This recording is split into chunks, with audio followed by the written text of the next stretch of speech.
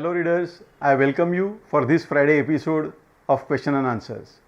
So let's get into the show by taking the first question. The first question of the day is coming from Sanjit Kundu from Cuttack.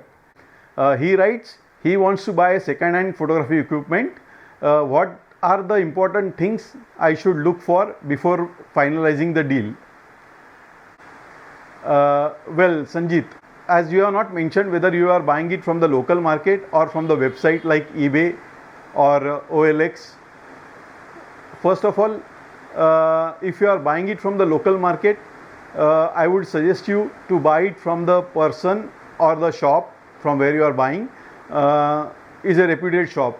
If you are buying it from a person, then you should know the person through somebody or directly, and you should have faith in buying the equipment used by him.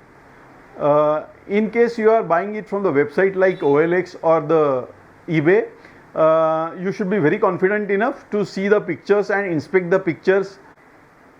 But again, the pictures will not tell you the true story of the equipment unless and until you go there and physically inspect it. So I would suggest just to stay away from the buying the equipment from the website.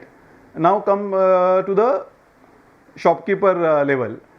So if some shop is selling that, you can always go there and check for the blemishes, scratches, dents around the camera body.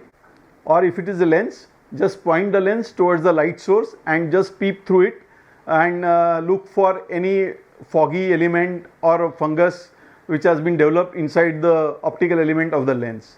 The other thing is, if the dealer or the local shopkeeper or the person will allow you to click some pictures and take the pictures on your memory card and analyze it going back home, that would be also helpful for you in deciding from which place to buy the thing.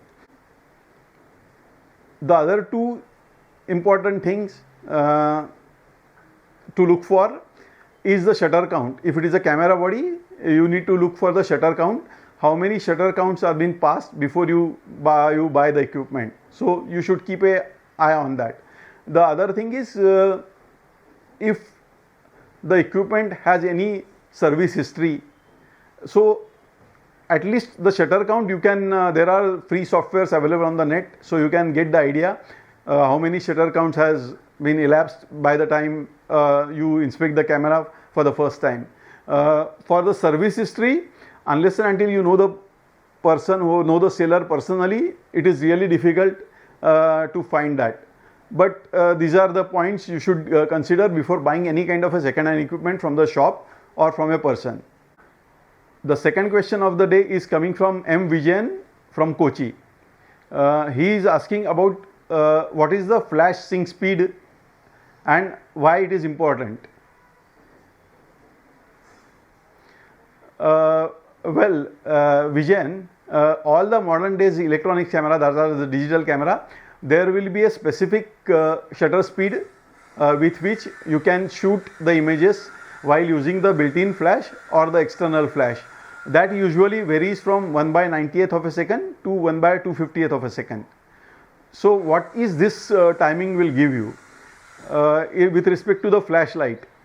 See, if you shoot with these shutter speeds, the shutter will be open for that kind of a duration. The flash will fire when there is a gap between the two shutter, front curtain and the rear curtain, and the image will get recorded and you will get the perfect exposure all the time.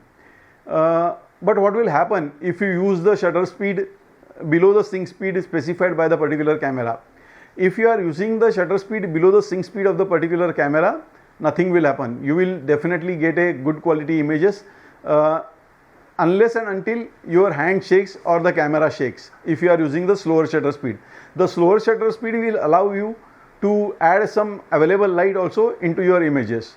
But if you go on a higher shutter speed, which is being specified by the camera manufacturers as a X or a sync speed, then you are likely to get a black bar in your images. For this, I will try to show some images during this video. There are some cameras which allow you to use the flash, most probably the external flash, above their sync speed. So that is called a high speed sync. But if you are using any dedicated off camera flash or on camera flash, even if you accidentally change the shutter speed above the sync speed of that particular camera, the electronics is such powerful thing that it will not allow you to go above the specified sync speed for that camera. Moving on to the third question of the day. Third question of the day is coming from Aniruddha Partha from Patna. He is asking, he wants to start macro photography. For that purpose, he wants to buy a macro lens and wants to know more what he should look before buying any kind of a macro lens. Well, macro lenses are available in different focal lengths, starting from 50 mm to 180 mm. Nowadays, there is a one macro lens for Canon mirrorless full frame camera, which is having a focal length of 35 mm. But if you talk in a generic term, the focal length for the macro lens will be starting from 50 mm to 180 mm.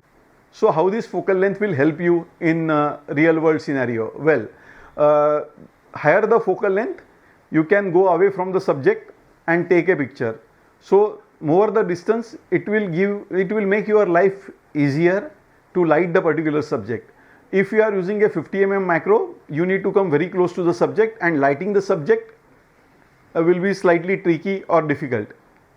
Again, you should look for the minimum focusing distance, and at that minimum focusing distance, what is the magnification ratio? Usually all the macro lenses will have at least a magnification ratio of 1:2, and it can go above 1:1 also, but a generic macro lens will be 1:1 or 1:2. So what does it mean? So if you take a picture of a 1 square centimeter block at the closest focusing distance where the magnification ratio is 1:1, then the image which will get recorded onto the sensor will be exactly of that dimension of 1 square centimeter. So that is called a magnification of 1:1. Other thing, important thing, you should see whether while focusing it is internal focus or the focusing ring extends outside. So what will happen? Accidentally there is a chance while shooting a macro like butterfly or any insect sitting on the tree, and if you are too engrossed in or concentrated on taking a good shot and suddenly the lens comes out and hits the subject, the insect will fly. You need to be very sure how many centimeters or how many inches the lens comes forward at its closest focusing distance. So you will always maintain a safe distance from the subject and take a good picture. Thank you readers for sending the questions. I am looking for more questions on our social media platforms. See you next week, next Friday. Till then, goodbye.